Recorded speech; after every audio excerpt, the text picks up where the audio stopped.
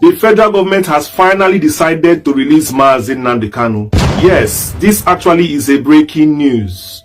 So if you are watching me right now, you just heard what I said. In fact, this statement was made by the Minister of Works himself, Governor Dave Umahi. He just came out and said it, that the federal government is willing to negotiate with Mazi Nnamdi Kanu, but not because of their political agenda, but because of other reasons. Let us negotiate. That is his word. Look at it on your screen. Alright, you won't lose the months of depending on your time zone and your location. That's about the 7th day of July 2025. Onye ndebo Mazi Nnamdi Kanu biko ebe obuna ino na-ebi na azụ afia na-ebi na agwa akwụkwọ ino na njem ino n'ụlọ ebe obuna ino jiri a minute or two na-etinye Mazi Nnamdi Kanu na-ekpere freedom for the leader of the indigenous people of Biafra. Of course, start anyị ga na-ekwu okwu gbasatara Mazi Nnamdi Kanu na this particular update njiri bịa. So ebe obuna ino achọ nke inwete no popcorn gị, nwete ezigbote chill drink jiri oyiburu oche gị bịa nso, stick to this video because if I bụ gbasatara if I na trend in since nya concerning the federal government's negotiation on the condition of releasing Mazi Nnamdi Kanu. Yes, the federal government in Kebezi na ha ga-eweta conditions before ha rapụ Mazi Nnamdi Kanu. So unu cheta mgbe eji wazirike no wazirike bara n'ime no wazirike pụtara outside abrozu. This is what the federal government can actually do. So this time around, the case of Mazi Nnamdi Kanu adịghị ka onye federal government ga-enye anything to stop the Biafra agitation. So then the shop na dịka a na-enye Mazi Nnamdi Kanu condition, Mazi Nnamdi Kanu na onwe ya ga-enyekwa ha his own condition. Mana the problem is now was the people around Mazi Nnamdi Kanu. Oya be the main problem now. And that is why enjoy with this particular video. Please stick to this video, watch ya. Didn't again have no if one night working now or Chinedu aka direct on the spot. Because we made his analysis concerning these updates now trendy. He released Mazi Nnamdi Kanu. So I want you to listen to this video from beginning to the end. If you didn't know why, drop your opinion in the comment section. To start the video, can also require waiting on the settle all not and watch the video. I will be right back. The other day, Orji Zokalu came out to drop a hint on this particular thing, and I knew that there is something cooking inside the pot. And now today, Umahi is here now, still leaking that same secret that is going on in Aso Rock. As you see, it is so clear that this is about 2027 elections and nothing more. But don't be too fast, because I have spent the whole night making calls, receiving messages, and having discussions, because definitely if they are going to release him, there's going to be a high level of meetings between different stakeholders on Nnamdi Kanu's side, on the federal government side, to see the best reasons, to see the final considerations for his release. And I have come up with a blueprint and 5 proposals on this release. Let me tell you. And I will tell you why I did it. Remember, Wazirike was also in this same dungeon. And when he was finally released, you can see Wazirike now, what he has become. You can see how his mouth was silenced forever. You can see that the Wazirike that entered DSS dungeon and the Wazirike that came out of DSS dungeon is not the same. It's not because it's not the same Wazirike that you know. It's because of the agreement that he may have signed. And that is why I'm also reminding all of you. Some people are there watching. Some people are there hoping. And I am directing this message particularly to the family of Nnamdi Kanu. Because yes, they are emotionally attached to him. And of course, they are the ones that may hold these negotiations alongside trusted people around him. And lawyers and co-yes. The federal government is coming up with conditions for the release of Mazi Nnamdi Kanu. So you, as those who are going to negotiate for him also, you are also going to come out with conditions for his release too, so that you will put it side by side with that of the federal government. Yes, you also have to come up with your own condition, because you can't accept everything they give you. Nnamdi Kanu has spent decades already in that cell and is not given consent, because what he's fighting for is freedom. Freedom of speech, of association, of ideology. So these are the 5 conditions that we here in Spotters Family have come up with. Maybe to guide your own conditions as you are going to present it to the federal government. Do not go empty-handed, because if you do not stand for something, definitely you will fall for anything. Do not go cap in hand begging. Number 1 condition you must go with is that they must unproscribe the IPOB. Yes, because the IPOB is not a terrorist group and it has been proscribed. So they must deproscribe they must deproscribe it or whatever. It must be removed from that status, because they can always come tomorrow, wake up and say, this man also belongs to a proscribed group, and rearrest him again. So for you to ensure that this man is actually free as they release him, the group which represents must be unbanned. They must unban it, so that you will know that yes, there is no excuse waiting already to rearrest him. If you don't do that before they release him, any second, any day he breathes 2 times and they feel that he's not playing according to their plans, or he made a mistake, they can come for him, still citing association of a proscribed group. Number 1 for you is that IPOB is not a proscribed group. They must delist it from that list. Number 2, all the Igbos and people fighting for Biafra freedom who are languishing in the cell around the country should be immediately released for fighting for their freedom. They cannot be in the cell while he is released, because he himself will not like it. So as you're negotiating for his release, you should also remember that there are people who also suffered with him, who are still suffering with him, who are languishing in different cells around the country. And these people must also be released with immediate effect. There are people who suffered. There are people who even shed their life for him. And those ones will understand that yes, they are gone. But the ones who are alive must also be free. This is number 2 condition you must also give as you walk into that negotiation table. Do not forget. Number 3 condition: there must be a restitution, a form of reparation for the people that died during Python dance. His parents that lost their lives also as a result of the invasion of their family home, and the 28 people that also died as a result of the high-handedness of this Python dance. I am not asking for any apology letter from anybody. All I am asking for is that this man lost his parents, of course, and he lost supporters, people, human beings that matter. Of course, you cannot just close your eyes on that. Already there are court judgments that have given damages to his favor already on this particular issue. Proper reparation must be paid financially to provide succor for those 28 people that died, because definitely they have family. Some of them may even be married with children. So they must be properly catered for, because they were killed by the government itself. And also Nnamdi Kanu's parents have lost their lives as a result of that.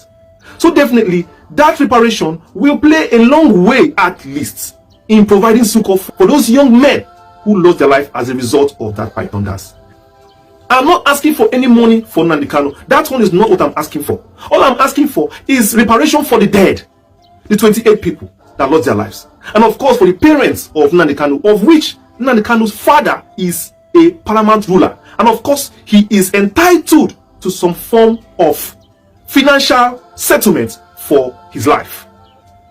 Number 4 condition you must enter that negotiation table with is that this release must be unconditional, devoid of any prejudice.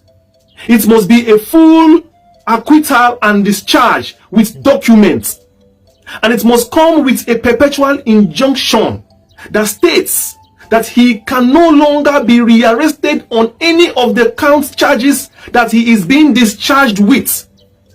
And also it must come with an additional presidential pardon.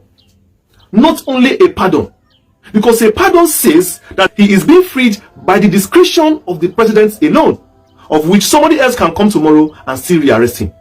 So it's not only going to be a presidential pardon or a presidential forgiveness. No, it is going to come with a court judgment saying you are hereby discharged, acquitted, and you cannot be rearrested for these same charges in the future. That is exactly what this release should look like. Anything less than this is just a charade and will always backfire in the future. So the lawyers, so the family members and co, and his wife, and close people who are around him who are going to play a part in this negotiation, be very observant with these details. Mostly this number 4. It is very important, because if you are only looking for Tinubu to forgive and use his presidential powers, you are making a huge mistake. You are making a huge mistake. I'm telling you. You are also going to back it up legally and ensure that his release is gazetted, if possible, even posted in the papers. Not that necessary, but at least let it be clear for the world to see, so that tomorrow no other person will wake up and say you are going to find him, going to arrest him, rearrest him for these same charges again. All these charges should be under perpetual injunction that nobody can ever come up and arrest him on these 7 count charges or 15 count charges anymore. It is dead and it is buried. That is it. Number 5 condition that you must also present to the government on this negotiation table that is coming in the next few days or weeks, it's this: Nnamdi Kanu should be allowed to preach Biafra in a peaceful way. He should not be gagged. He should not be submitted to forget about self-determination, because self-determination is not an offense anywhere in the world. The Yoruba nation, I see them every day. They are still preaching in the social media. The Arewa youths are still there. I see them every day. They are still preaching in social media. So Nnamdi Kanu should not be made, he should not be gagged, he should not be bullied to surrender his fight for Biafra, which he has always said will be gotten through referendum and not through the force of a gun. So be very observant. He should not sign any documents that will trade away his dignity. He should not sign any documents that will trade away his rights, his basic fundamental human rights. He should not sign documents that will reduce who he is, will reduce his personality, and turn him into a shadow of himself. He should not sign any documents that will make him abandon the cause that brought him to the limelight where he is today. I say this because there is no harm in somebody preaching the gospel. There is no harm in somebody saying what he feels is good for himself or his family. There is no harm, so long as it's not done with violence. So long as it's not done in a way, to create animosity. So long as it's not done in any way to overthrow the government or undermine the government that is still on ground, he should be allowed to do what he wants to do. I say this because I know that the family is desperate to see him walk free. We are all desperate to see him walk free. There is a freedom that will be given to you. It is better for you to even be in chains. True freedom is not by walking with your 2 legs.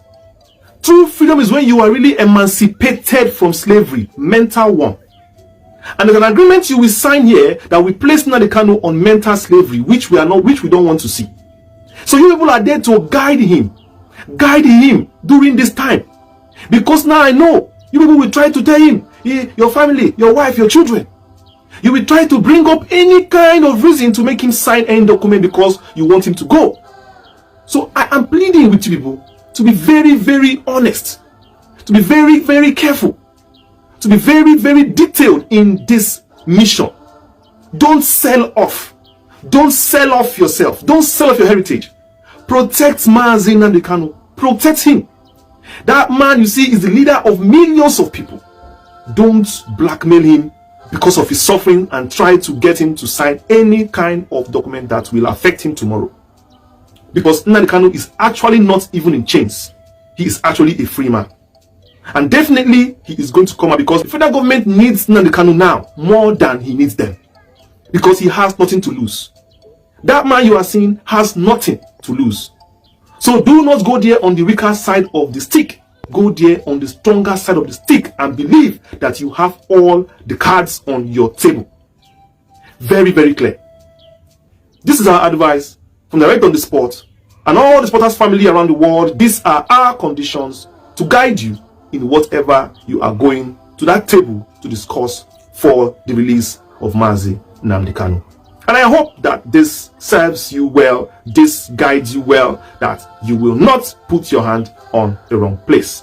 Like I said in the beginning, Uwazuike was given his freedom, but that freedom cost him his silence. We don't want to see Nnamdi Kanu's freedom cost him his silence. Please guide Mazi Nnamdi Kanu well and don't blackmail him. to sign any document that will not benefit himself or the people who are behind him. These are the 5 points, the 5 guides for you to use. I hope you go through it very well and do the right thing. I want to appreciate Father Mbaka for also using his platform to bring a light to this plight of Mazi Nnamdi Kanu. Over the past few weeks, he has been doing it every day in the adoration ministry. And also look at this video again. He has come out to also, demand the release of Mazi Nnamdi Kanu. Perhaps maybe he has some information that we don't have, because he has been all of a sudden singing this every day like a song in his adoration ministry. And I know that the background work is already in motion to set Nnamdi Kanu free already. It is so clear like air that Nnamdi Kanu is walking out of that cell soon. But at what cost is what we want to be sure of. As I end this video, I will leave you with Father Mbaka's adoration video for you to enjoy the words he said briefly, and also to see how he uses his platform to sing the praises and call for the release of Mazi Nnamdi Kanu. Because Father Mbaka definitely, for now, is doing the right things, crossing all the dots and dotting all the I's. I have been your host, Chi Ne Du. Please like, share, and subscribe to my channel. Turn on notification by clicking on the bell that says all. Please enjoy Father Mbaka's video as I leave you. Till I see you next video. Peace.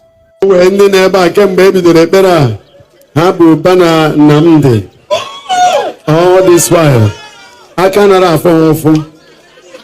Something came to my mind watching them.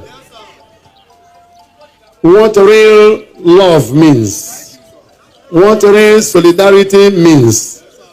When you love somebody, it doesn't matter the person's situation, it doesn't matter the person's situation or condition, you remain with the person. Thank you for remaining with our brother. It shall be well with you. I don't know how it will be, but I know that our prayers for him will not be in vain. Oh, when this